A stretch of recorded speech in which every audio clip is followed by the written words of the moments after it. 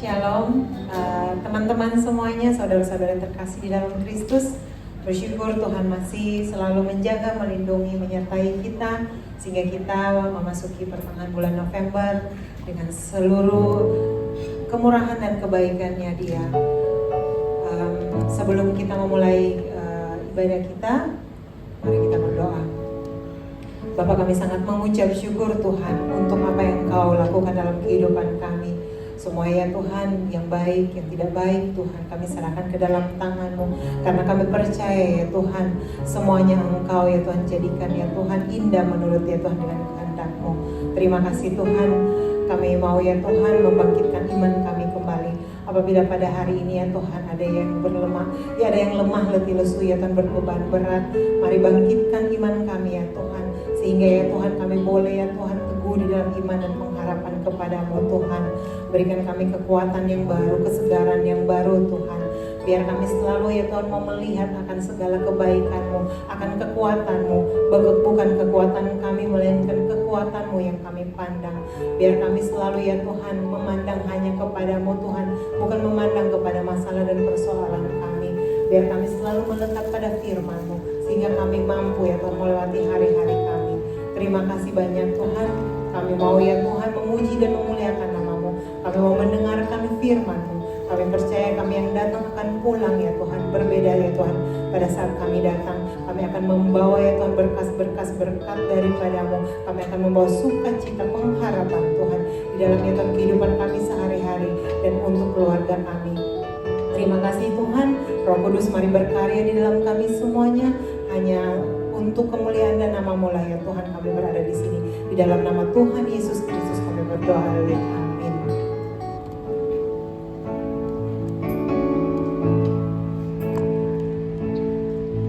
Kasih Allah sungguh telah terbukti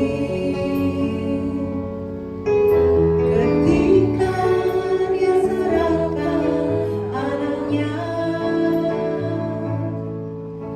Kasih Allah untuk berkorban bagi kau dan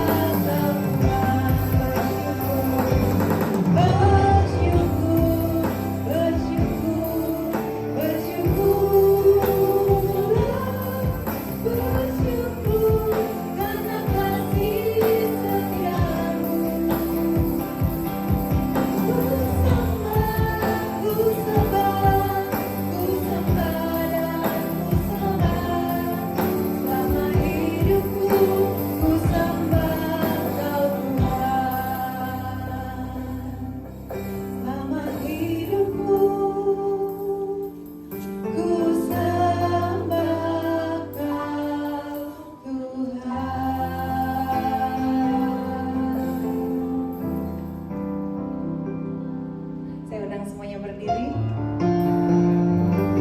Balik salam kiri kanan. Tuhan Yesus luar biasa. Tuhan Yesus tidak pernah meninggalkan kita.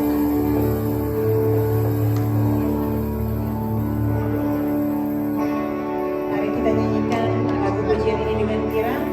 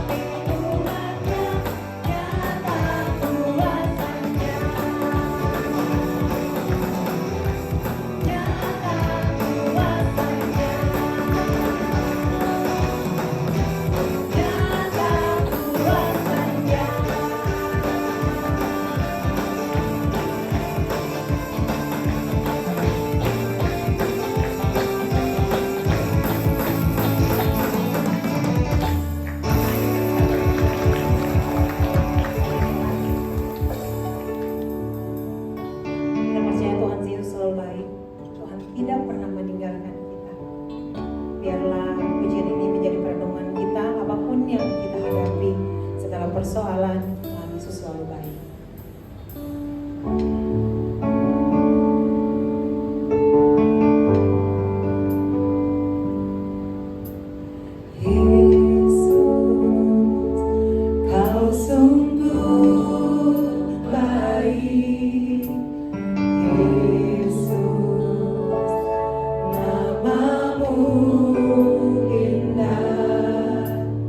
Yesus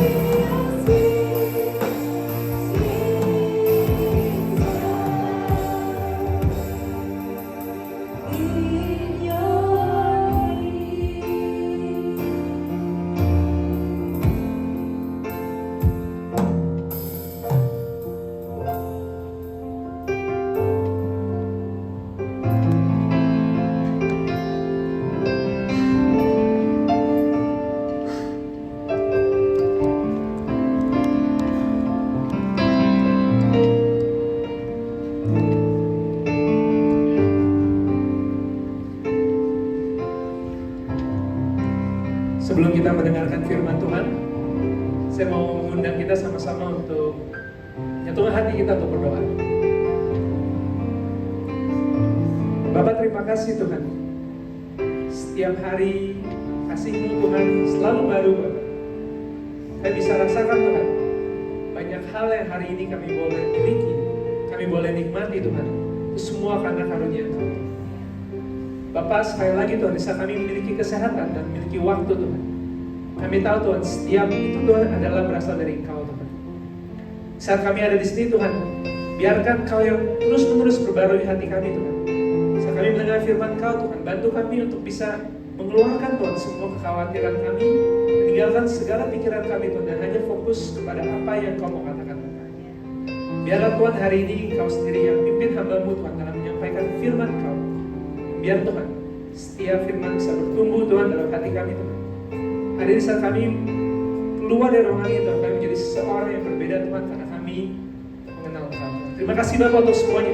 Pimpin Tuhan ibadah ini sampai selesai. Kita mau serahkan semua tangan Engkau Yesus, dan di dalam nama-Mu kami berdoa. Amin.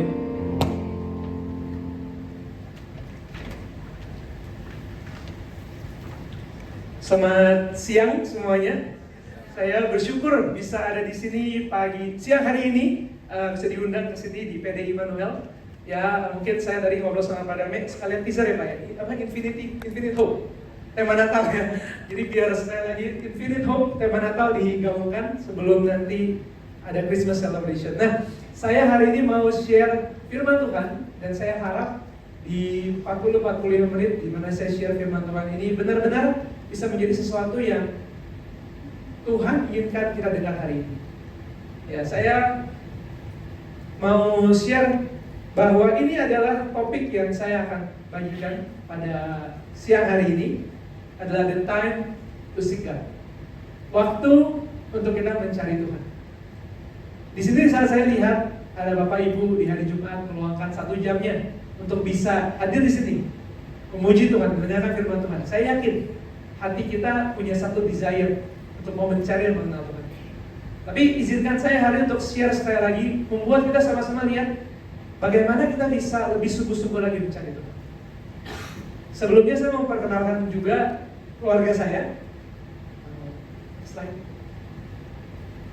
Ya, ini saya sudah menikah. Ini ada istri saya, namanya Angelina, dan juga saya dikaruniai 2 orang anak.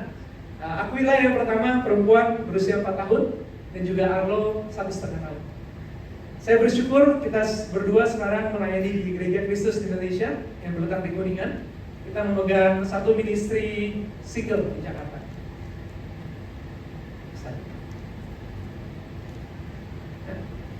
Hari ini kenapa saya mau kita sama-sama belajar dengan topik waktu mencari Tuhan? Karena di Yesaya 55 ayat 6 dikatakan, carilah Tuhan selama Ia berkenan ditemui, berserulah kepadanya selama Ia dekat. Di saat kita lihat ayat ini, Yesaya sendiri bilang bahwa akan ada waktunya di mana mungkin Tuhan gak berkenan untuk kita temui. Ada waktunya mungkin di saat Tuhan gak dekat dengan kita. Walaupun kita tahu Dia gak jauh dari kita masing-masing. Maksudnya apa?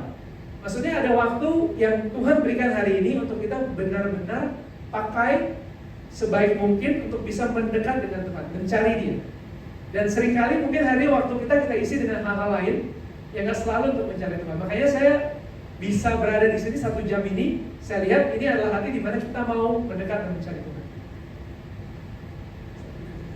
Karena itu saya mau share dari satu kisah perjumpaan Tuhan Yesus dengan satu orang di Lukas 12. Dan ini kisah yang mungkin gak sering kita dengar, tapi sangat menarik dan kita mau pelajari sama-sama pada hari ini.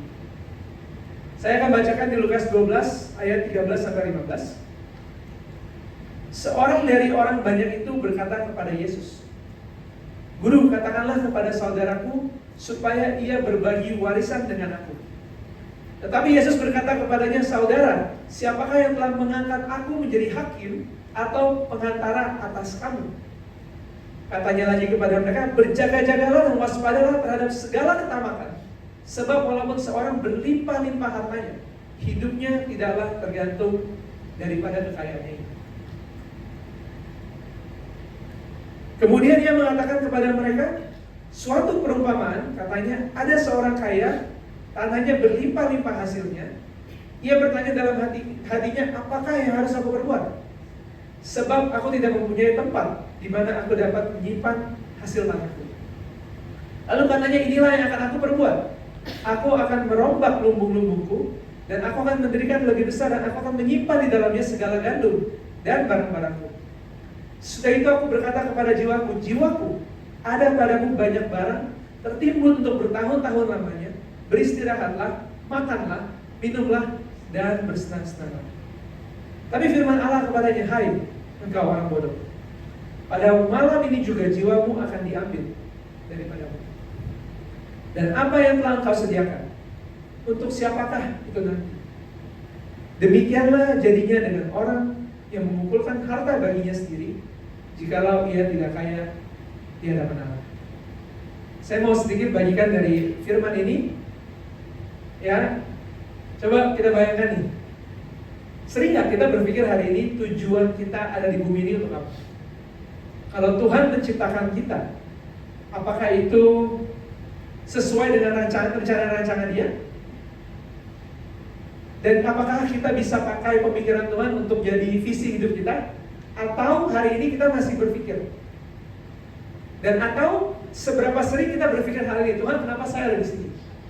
Dulu saya berpikir di saat saya masih kuliah. Saya lihat orang tua saya bekerja keras, capek, saya sekolah, saya kuliah, saya juga capek. Saya pikir apa hidup cuma begini aja ya? Kerja, sekolah, kerja. Nanti untuk anak-anak sama ikutin lagi. Cycle yang berulang, sekali lagi, ulang lagi. Kenapa Tuhan saya ada di sini hari ini? Banyak orang yang akhirnya berpikir, saya mau jadi orang yang terkenal, jadi orang yang diingat, atau mungkin berdampak dan berguna untuk satu sama lain. Ya, tapi seberapa sering kita pikirkan ini, atau ada hal-hal lain yang mengisi pikiran kita? Di saat tadi ya kita baca di Lukas 12, Yesus lagi mengajar, sama seperti ini, lagi ngajar sama banyak orang. Tiba-tiba di saat Yesus lagi ngajar, ada yang nyelak Yesus. Dia bilang, Tuhan, ngomong dong sama saudara saya, untuk apa? Bagi warisan. Yesus kaget. Kalau saya hari lagi ngajar, tiba-tiba ada yang datang sama saya bilang, tolong dong ngomong sama saudara saya, suruh dia bagi warisannya. Saya juga pasti akan kaget. Tapi bayangkan hari ini di saat Yesus lagi mengajar, pikiran orang tersebut bukannya fokus dengan apa yang Tuhan lagi katakan, tapi dia pikirin apa? Tentang harta. Aduh, uang gue gimana nih? Ya kan? Saudara gue. Dan banyak hal yang kita pikirkan hari ini yang mungkin jadinya membuat kita tidak memikirkan Tuhan. Kita bisa ada di sini ikut ibadah, tapi pikiran kita ada di mana hari ini? Makanya saya sangat-sangat mau minta sama Tuhan hari, Tuhan kasih kita hati, pikiran yang fokus akan firman Tuhan. Kalau enggak, bisa tercuri. Dan Yesus katakan sama orang tersebut apa? Berhati-hatilah, waspadalah terhadap semua jenis ketamakan, all kinds of sin. Jadi ada banyak jenisnya kalau kata Tuhan hari ini. Nah kadang-kadang ini dosa yang mungkin kita nggak anggap dosa. Ada dalam 10 perintah Allah, greediness atau ketamakan, tapi kadang-kadang kita lupa akan hal itu. Kita fokus sama yang lebih berat, membunuh, berzina, berbohong, marah-marah. Tapi greed atau ketamakan ini sesuatu yang mungkin gak sering kita pikirkan. Arti kata greed sendiri kalau diambil dari bahasa Greek atau Romanya, Greeknya itu sendiri berarti wanting more. Diambil dari kata pleonexia, berarti mau lebih, gitu ya. Udah punya mau lebih, mau lebih dari satu, mau lebih dari dua, lebih dari tiga. Dan saya mau mengundang kita hari ini untuk pikirkan, kira-kira di saat Tuhan menciptakan kita, apakah Tuhan mau kita untuk mencari Dia dan menemukan Dia? Sama seperti tadi yang saya katakan. Di saat Dia menciptakan Adam dan Hawa, apa yang Tuhan mau Dia miliki dengan Adam dan Hawa? Apakah satu hubungan, kedekatan yang hari ini kita sama-sama udah miliki atau belum? Slide.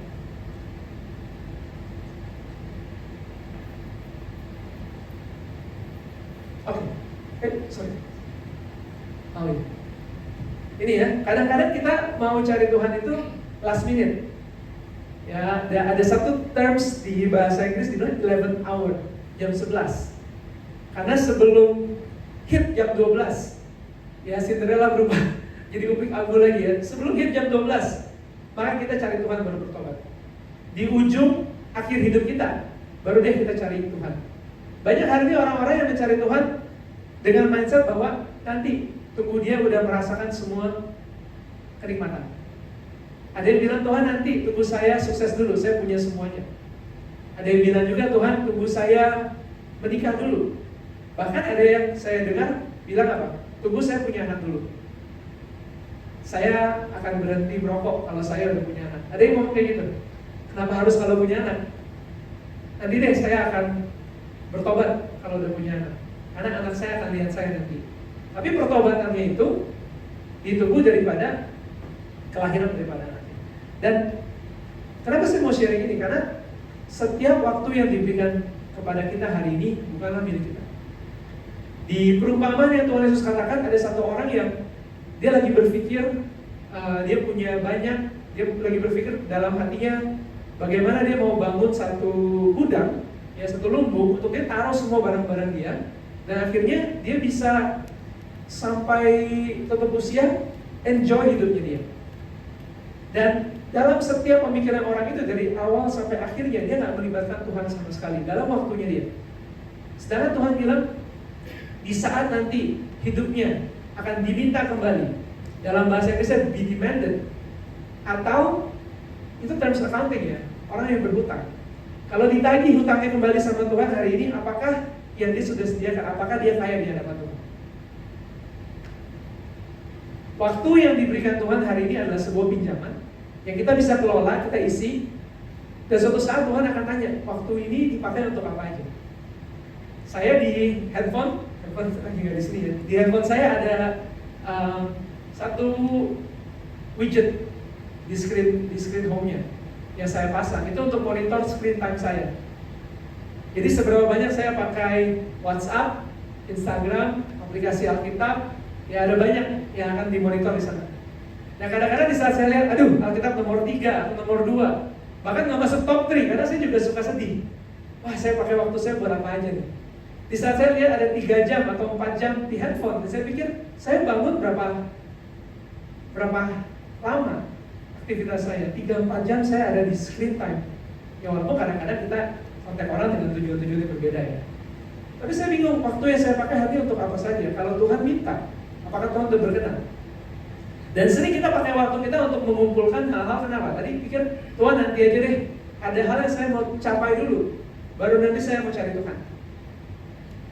Tapi waktu yang kita pakai untuk mencapai sesuatu ini, katakanlah kesuksesan, kalau kita bandingkan dengan apa yang Tuhan mau, yaitu kerohanian, kira-kira cukup nggak waktu yang singkat atau waktu sisa kita gunakan untuk bangun kerohanian kita? Cukuplah 1 tahun saya tobat, pasti Tuhan akan berkenan sama saya. Saya bakal jadi seorang Kristen yang paling luar biasa dalam 1 jam, 1 tahun. Atau kita butuh bertahun-tahun sebenarnya untuk jadi pribadi yang betul-betul layak di hadapan Tuhan. Karena itu saya mau sama-sama kita lihat apa waktu yang, seberapa banyak waktu yang kita pakai hari ini, kita isi dengan apa. Seringkali kita bisa lupa itu karena kita khawatir. Ya, kita yang paling menghambat kita untuk mencari Tuhan hari ini adalah kekhawatiran kita. Bayangkan si orang muda tadi di hadapan Yesus, sang guru agung ada di depan wajah dia, sedang mengajarkan rahasia tentang kerajaan sorga. Tapi karena kekhawatiran dia, karena pikiran dia lagi kemana-mana, dia nggak bisa tangkap itu semua. Tapi dia memikirkan hal yang lain. Di Lukas 12 ayat 29 sampai 31, ini lanjutan daripada Lukas, daripada statement yang Tuhan lagi katakan. Dikatakan, janganlah kamu mempersoalkan apa yang akan kamu makan atau apa yang kamu minum. Janganlah cemas hatimu. Semua itu dicari bangsa-bangsa di dunia yang tidak mengenal Allah. Akan tetapi Bapamu tahu bahwa kamu memang memerlukan semuanya itu.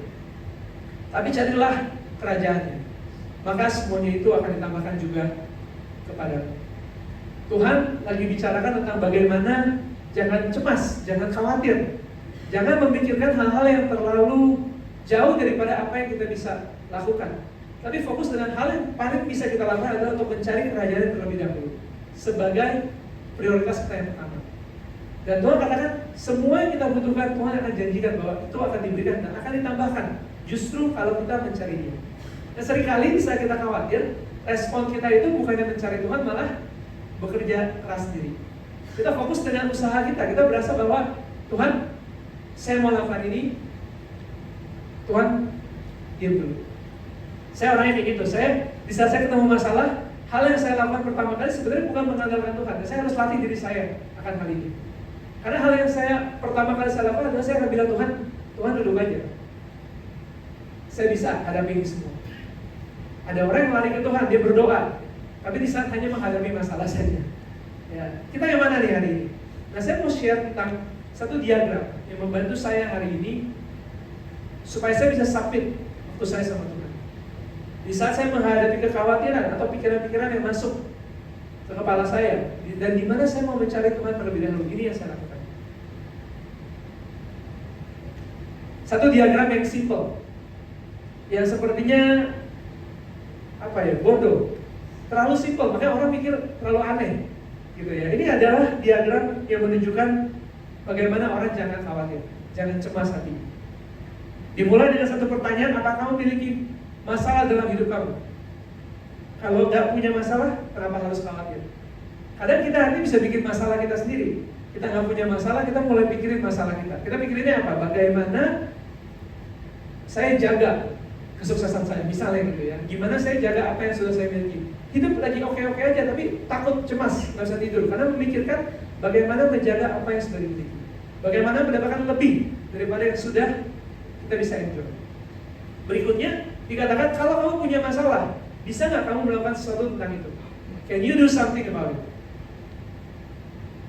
Kalau bisa, kalau ada strateginya, step-stepnya, prosesnya, yang nggak usah khawatir, tinggal jalanin prosesnya aja. Tapi ada juga hal-hal yang kita nggak bisa kontrol. Itu udah kasih yang terbaik, kita udah latih diri kita, tapi selalu ada faktor di mana kita nggak bisa kontrol. Kita harus hanya berserah sama Tuhan aja. Dan di situ juga dibilang kenapa harus khawatir. Nah, kadang-kadang saya suka kebalik-balik. Bagian yang saya harusnya lakukan, saya nggak lakukan. Bagian yang harusnya Tuhan lakukan, saya mau ambil alih. Dan akhirnya bukan yang mencari Tuhan, di saat itu waktu yang berkenan, saya lebih fokus sama Tuhan. Sama masalah-masalah saya sendiri. Dan saya mau tanya nih hari ini, seberapa sering kecemasan kita itu menjadi penghalang untuk kita pakai waktu kita mendekat sama Tuhan. Saat kita bangun pagi hari ini, sebelum kita ambil waktu untuk saat itu dan berdoa, mungkin kita udah mikirin hal-hal yang lain. Pekerjaan kita, deadline. Bos kita lagi minta, gimana report yang harus kita submit hari ini. Kadang-kadang pikiran kita udah kemana-mana. Sebelum kita buka firman Tuhan, kita udah lihat WhatsApp kita. Nah, ini yang saya mau kita bayangkan dan kita pikirkan hari ini. Next slide.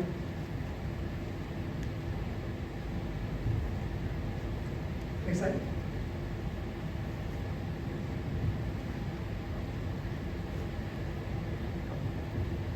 Ya, ini ada satu dan mungkin nggak semua familiar tentang ini. Ini ada satu psikolog tahun 1940-an, namanya Abraham Maslow. Dia mempelajari hidup manusia, motivasi manusia, bagaimana cara orang mengambil keputusan. Dan dia lihat ada 5 hal di sini. Ada satu namanya Maslow Hierarchy of Needs, hierarki daripada kebutuhan setiap manusia. Dimulai dari satu, dasarnya itu adalah kebutuhan psikologis kita untuk makan dan minum. Mungkin kita bisa bilang hari sandang, pangan, dan papan. Kebutuhan yang simple. Berikutnya keamanan atau safety. Bagaimana saya bisa punya ini terus-menerus berkelangsungan. Saya mau ini fix. Orang bilang fix income, misalnya gitu ya, fix income. Dan juga setelah dia punya itu semua, dia mau punya hubungan, love and belonging, koneksi, waktu yang dia bisa pakai dengan satu sama lain. Lalu apa? Esteem. berbicara tentang bagaimana orang bisa respect dia, punya status, punya kekuatan dan freedom. Baru self actualization, bahwa desire, di mana orang ini menjadi yang paling baik di mana dia bisa menjadi. Banyak orang yang udah mencapai titik kesuksesan, dia nggak puas dengan itu, dia mau membagikan, berbuat baik kepada orang-orang lain. Tapi berapa banyak orang yang hanya bisa naik sampai ke atas? Gak banyak mungkin. Atau pertanyaannya adalah, sebenarnya seberapa sulit sih untuk seseorang naik ke atas? Atau sebenarnya sulit sekali? Karena kalau kita lihat di sini, kebanyakan orang itu udah terjebak di level 5 dan 4. Physiological dan juga safety needs. Tadi makanya kata-kata taman atau pleonexia tadi, lifestyle yang drive kita hari ini. Dan itu membuat kita hari ini merasa gak cukup akan sesuatu. Terus mau lebih lagi dan mau lebih lagi. Akhirnya lupa sama koreksi, lupa sama self-actualization. Akhirnya kita terjebak aja muter-muter di sana. Ada orang bilang lebih besar pasak daripada tiang. Kadang-kadang terjebak di sana. Hari berapa banyak orang jadi korban pinjol. Gara-gara apa? Gara-gara lebih fokus sama keempat dan kelima ini. Sedangkan yang Tuhan mau tawarkan itu adalah bagaimana seseorang di saat dia menemukan Tuhan, dia mengerti panggilannya, dia tahu tujuan hidupnya, dan piramidnya akan jadi lebih ramping. Karena dia akan tahu hidup itu lebih simple. Istri saya suka bersih-bersih, dia suka Marie Kondo ya. Marie Kondo, dia punya simple way of life. Dia berpikir tentang bagaimana hidup itu gak usah terlalu banyak barang, dia decluttering, dia diberes-beres, ya kan? Dia berpikir bahwa ya kita hanya pakai apa yang kita benar-benar gunakan saja. Hari ini saat orang punya self-actualization, kadang-kadang ya itu, dia bisa lihat bahwa dia gak perlu kok semua ini. Ada beberapa hal yang dia bisa sortir. Dan ini sangat penting, karena apa? Di saat kita fokus dengan apa yang kita butuhkan, kita bisa mencari Tuhan. Kita bisa benar-benar pakai waktu kita untuk mencari Tuhan. Next slide. Karena saya mau share 3 hal praktikal dan simpel yang menurut saya membantu kita untuk bisa belajar dari kejadian tersebut, mempergunakan waktu kita untuk mencari Tuhan dengan 3 hal ini. Yang pertama adalah be careful against greed, berhati-hati terhadap ketamakan. Di Matius 6 ayat 24 dikatakan tidak seorang pun dapat mengabdi kepada 2 tuan. Karena jika demikian ia akan membenci yang seorang dan mengasihi yang lain, atau ia akan setia kepada yang seorang dan tidak mengindahkan yang lain. Kamu tidak dapat mengabdi kepada Allah dan kepada Mammon. Kita sudah sering dengar ayat ini. Dan di ayat ini dikatakan hanya ada 1 Tuhan dalam hidup kita, nggak bisa 2. Kalau bukan Tuhan jadi tuannya pasti ada hal yang lain. Kalau bukan Mammon, bukan uang, mungkin bisa jadi self pride kita, bisa jadi keluarga kita, bisa jadi hal-hal lain dalam hidup kita. Tapi di saat prioritas itu salah, pernah nggak kita hanya bayangkan apa yang jadi cost-nya atau apa yang akan jadi harga yang kita bayar di saat itu terbalik? Contohnya, kalau saya mentuhankan pekerjaan saya, di saat saya harus memilih pekerjaan atau anak saya akan pilih pekerjaan saya. Di saat saya pilih pekerjaan dan kesehatan, saya akan pilih pekerjaan lagi. Di saat saya pilih pekerjaan dan hubungan dengan istri saya akan pilih pekerjaan lagi. Kalau saya yang jadi master saya adalah anak saya, kebalikannya.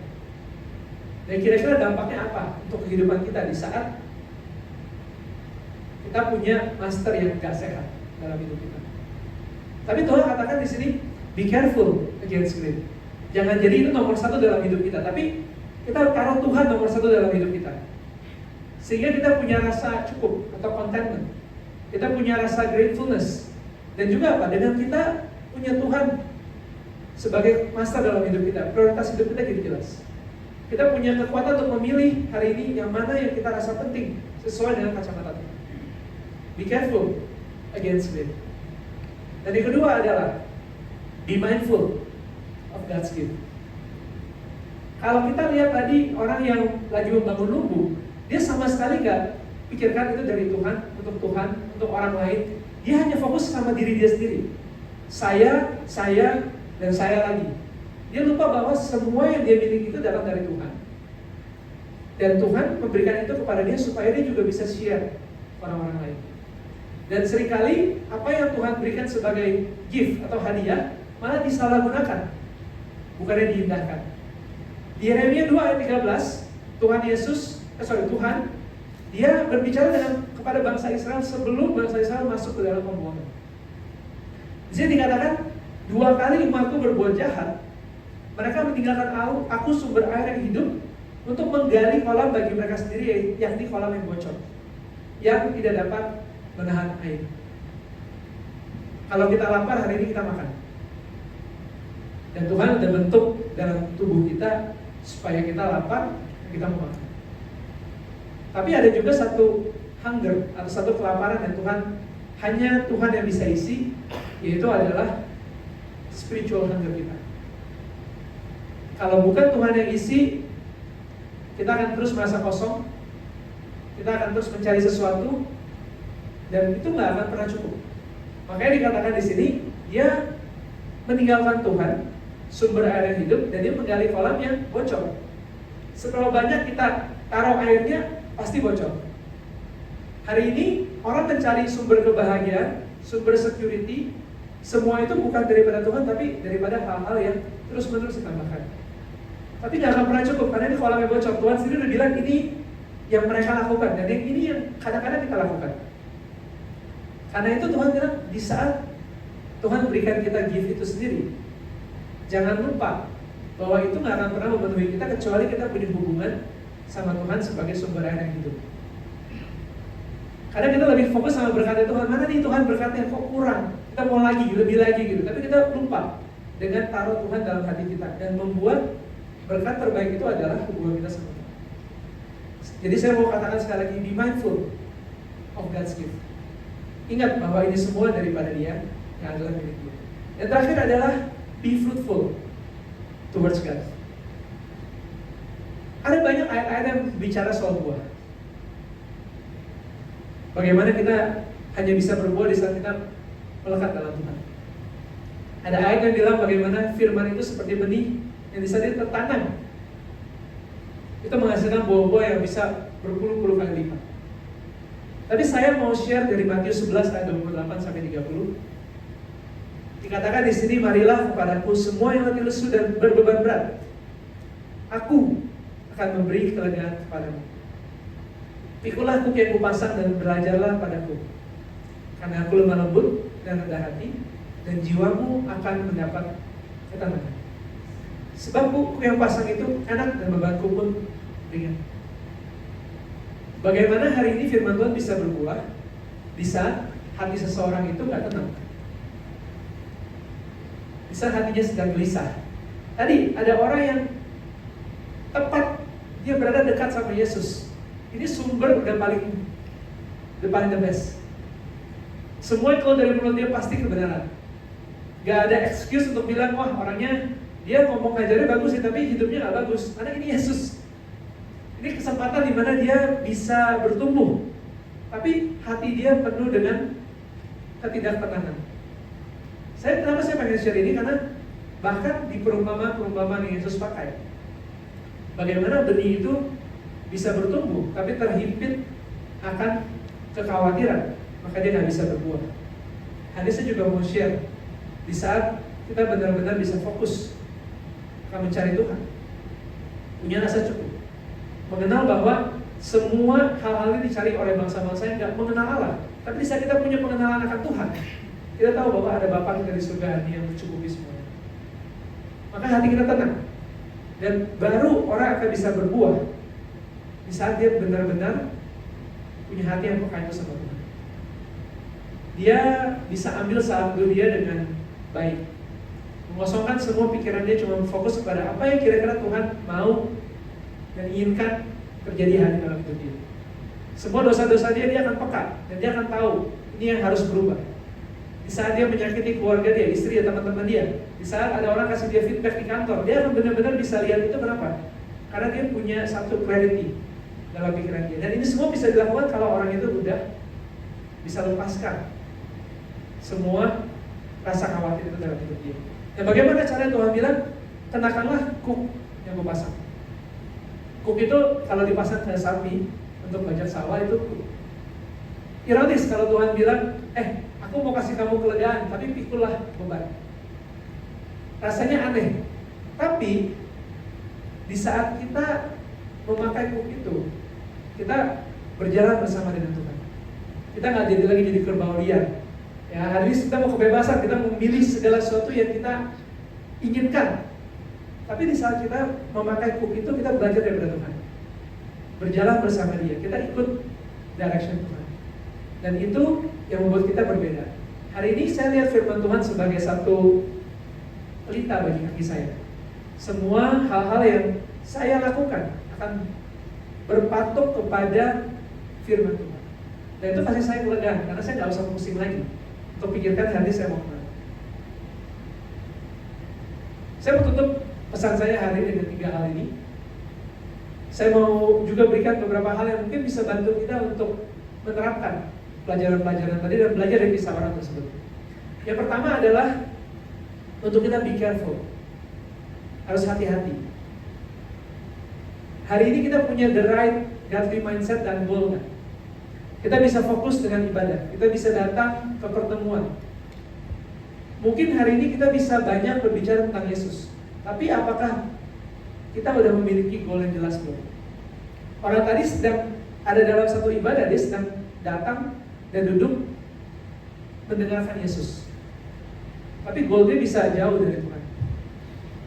Bagaimana dengan kita hari ini? Apa kita sadar dengan hidden cost itu? Ada hal-hal yang kita korbankan di saat kita nggak careful. Di saat kekhawatiran masuk dalam hidup kita. Dan ada konsekuensi yang long term hari ini. Hal-hal kecil, pilihan-pilihan hidup kita yang kecil yang bisa berkonsekuensi besar ke depannya. Dan yang kedua adalah be mindful. Kalau arah hidup kita sudah benar, bagaimana cara kita hari ini melihat hidup kita, evaluasi 1 hari 24 jam dalam hidup kita. Saya lagi sangat mindful dengan screen time saya. Bagaimana saya pakai waktu saya hari ini. Bagaimana cara kita be mindful juga atas hidup kita. Kita ambil daily meditation kita. Kita pikirin lagi hari ini pilihan-pilihan hidup kita dari pagi sampai malam. Bagaimana kita udah ambil keputusan-keputusan kita. Ada nggak yang kita perlu belajar dari kesalahan yang kita buat hari ini? Build rutin dan komitmen kita. Be mindful dengan kalau saya mau mencari Tuhan hari ini, ada rutinitas yang saya harus lakukan. Saya harus make time buat Tuhan. Bukannya saya cari waktu yang sisa-sisa. Saat saya mau dengarkan Tuhan, saya harus fokus akan itu. Dan terakhir adalah untuk select carefully your circle of friends. Kita mindful juga dengan orang-orang yang ada di sekeliling kita. Saya dengar dari Jordan Peterson, dia pernah bilang, coba hari ini kamu tunjukkan saya 4-5 teman kamu. Saya akan bisa lihat kamu orang yang seperti apa dari teman-teman kamu. Kalau kita punya satu mindfulness, kalau kita mau mencari Tuhan, jangan surround atau kelilingi diri kita dengan orang-orang yang sama. Tapi kelilingi kita dengan orang-orang yang mau mencari Tuhan. Dengan kita mindful dengan persahabatan yang kita pilih aja, itu akan membantu kita untuk semakin dekat dengan Tuhan. Yang terakhir adalah untuk kita be fruitful. Saat kita benar-benar punya hubungan dengan Tuhan, saya yakin buah-buahnya itu akan terasa. Kita akan menjadi orang yang tahu bahwa semua yang kita miliki itu kita pakai untuk membantu orang lain. Kita akan jadi orang yang selfless, bukan memikirkan diri sendiri tapi orang lain juga. Dan yang terpenting adalah kita akan punya karakter Kristus dalam kita memaafkan, dalam kita berempati dengan orang lain. Dan saya yakin itu akan membuat satu perbedaan dalam hidup kita. Untuk itu saya mau tutup khotbah saya hari ini. Saya harap ini bisa membantu kita semua untuk punya satu mindset, mencari Tuhan sekali lagi, memprioritaskan Tuhan dalam hidup kita. Saya mau mengundang kita semua untuk berdoa. Tuhan, terima kasih untuk waktu yang Kau berikan Tuhan. Hari ini Tuhan, gak ada satu hal apapun yang kami bisa lakukan Tuhan untuk menambahkan span hidup kita Bapak. Hanya Engkau Tuhan yang punya full control Tuhan akan waktu yang kami miliki hari ini Bapak. Tuhan, biarkan Tuhan hari supaya kami gak terkecoh dan bisa berfokus Tuhan akan satu keinginan Engkau Tuhan, yaitu untuk mencari dan mengenal Engkau Tuhan. Biarkan Tuhan hari ini di saat kami memikirkan hal-hal yang penting Tuhan dalam hidup kami. Kami gak over worry Tuhan, kami gak cemas. Tapi kita bisa punya healthy concern Tuhan. Kita bisa tahu Tuhan menempatkan semuanya di bawah kaki Engkau Tuhan. Gak melupakan Engkau Tuhan dalam kita berfokus akan hal-hal Tuhan. Dan biarkan Tuhan hari ini karena Engkau sendiri yang ada dalam hati kami Tuhan. Engkau juga yang berikan buah-buah itu dalam hati kami Tuhan, supaya kami tahu bagaimana kami bertindak. Supaya kami bisa bertumbuh Tuhan semakin lama semakin mirip dengan Engkau. Bapak biarlah Engkau yang berkati Tuhan hari ini kami semua yang ada di sini Tuhan, yang memilih Tuhan waktu yang terbaik kami untuk bisa mendengarkan sekali lagi firman Engkau Bapak. Biarkan Tuhan supaya Engkau yang bisa membantu kami Tuhan untuk bisa hidup sesuai dengan panggilan Engkau Tuhan. Reach full potential kami Bapak. Terima kasih Tuhan untuk semuanya yang kita serahkan semua dalam Engkau Yesus. Hanya dalam kami berdoa. Amin.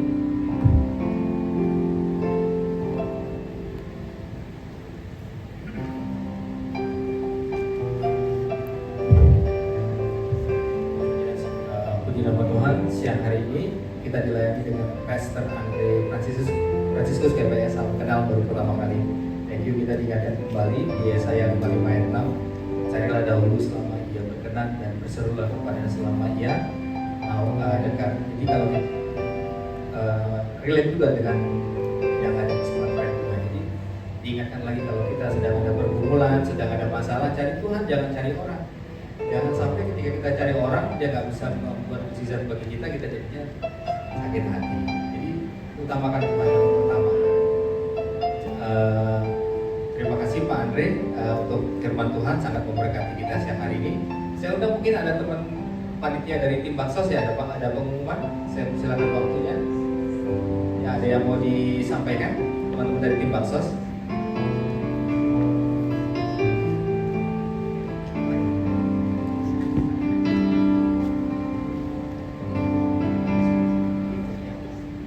Shalom semuanya. Oke, ini saya perwakilan dari tim Baksos mau kasih info kalau ini adalah spiritual hari terakhir karena kemarin part 1 rame, kita lagi part 2. Jadi ini hari terakhirnya. Konsepnya ambil suka-suka, yang penasaran nanti jangan lupa datang di lobby galeri jam 5:30 sampai habis. Gitu. Yang pasti nanti pembeli senang, penjual juga senang. Oke, nanti 1% penghasilannya akan kita gunakan untuk pembelian sembako untuk ada tempat di Smart Sabang sama BSD. Ditunggu kehadirannya. Thank you. Melalui kegiatan ini Tuhan juga menyatakan banyak. Walaupun teman-teman capek, tapi kan intinya kita bekerja dulu, berdoa, bekerja. Hasil tak pernah mengecewakan kita. Setiap kali teman-teman mengadakan kegiatan sosial, perayaan Natal, Tuhan gak pernah mengecewakan kita. Selalu mencukupkan. Amin. Terima kasih. Saya undang Bang Tuhan Sholat Pari untuk berdoa syafaat. Nanti Bapak diakhiri dengan doa berkat.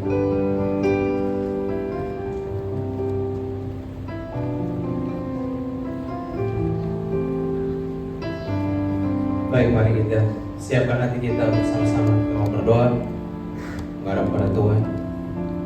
Maha besar Engkau Allah Bapa, jika segalanya Bapa yang kami sembah, kami kasih dalam nama Tuhan Yesus Kristus. Segala puji, hormat, syukur dan kemuliaan kami naikkan hanya bagi-Mu. Terima kasih untuk firman yang sudah ditaburkan Tuhan. Kami diingatkan kembali dan di hari ini senantiasa jadi rema yang menuntut hidup kami. Mau berkati juga Tuhan hamba-Mu Bapak Pastor Andrew, berkati pelayanannya, berkati keluarga dan mau pakai lebih lagi. Dalam situasi dunia yang ada saat ini, kami kembali bawa bangsa dan negara kami dalam tangan-Mu. Tuhan memberkati bangsa Indonesia, para pemimpinnya, sampai kami semua warganya. Biar damai sejahtera senantiasa ada pada bangsa ini, dan Tuhan pimpin bangsa ini berjalan kembali sesuai dengan rencana dan kehendak-Mu ya Tuhan. Teristimewa nanti di awal tahun depan kita akan melaksanakan pemilu Tuhan. Kami mohon tetap tuntunan dan pimpinan-Mu agar seluruh proses berjalan dengan aman dan tenteram, dan Tuhan yang pilih pemimpin yang terbaik, yang takut akan Tuhan, yang akan bisa membawa bangsa ini lebih lagi. Kami juga menyerahkan ke dalam tangan-Mu perusahaan kami tercinta Smart Friend Tuhan. Kami mohon Engkau memberkati perusahaan ini, mulai dari owner, manajemen, kami semua karyawan, bahkan siapapun yang bekerja di sini Tuhan. Tuhan, Biar damai sejahtera menaungi perusahaan ini Tuhan. Biar hikmat-Mu senantiasa menuntun kami semua yang ada di sini Tuhan. Agar apa yang menjadi goal, apa yang menjadi harapan, Tuhan bantu untuk mencapainya Tuhan. Tuhan bantu apa yang sudah menjadi kerinduan Tuhan daripada kami semua yang ada di tempat ini. Biar ketenangan, kedamaian semuanya, harapan kami padamu tidak pernah pudar, bahwa Engkau akan memberikan yang terbaik di dalam tempat pada waktu. Kami serahkan juga kami semua yang ada di tempat ini dan juga rekan-rekan kami, saudara kami yang belum sempat hadir Tuhan, masuk juga keluarga semuanya kami serahkan Tuhan.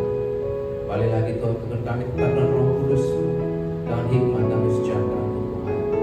Biar kami senantiasa berjalan sesuai rencana dan kehendak-Mu ya Tuhan. Dan terang Kristus, karakter-Mu semakin ada dalam hidup kami dan orang lain bisa melihat bahwa kami adalah anak. Seluruh doa dan permohonan ini kami serahkan ke dalam tangan-Mu ya Tuhan. Serahkan seluruh sisa waktu hari kami dalam tangan-Mu. Dan kami akan tutup doa ini dengan berkat terbaik daripada Engkau melalui hamba-Mu. Saya ulang kita semua bangkit berdiri.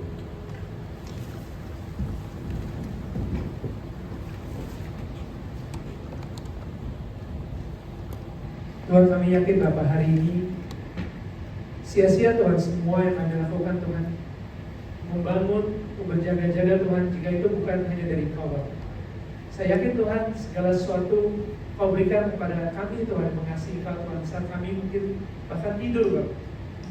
Berkat yang Kau berikan hari ini Tuhan semuanya hanya berasal daripada Engkau karena kebaikan Kau Bapak. Tuhan, biarkan Tuhan hari ini Kau yang memberkati kami hari ini Tuhan. Kau yang memberkati PD Immanuel yang ada di sini Tuhan. Kau juga yang memberkati Smart Friend Tuhan.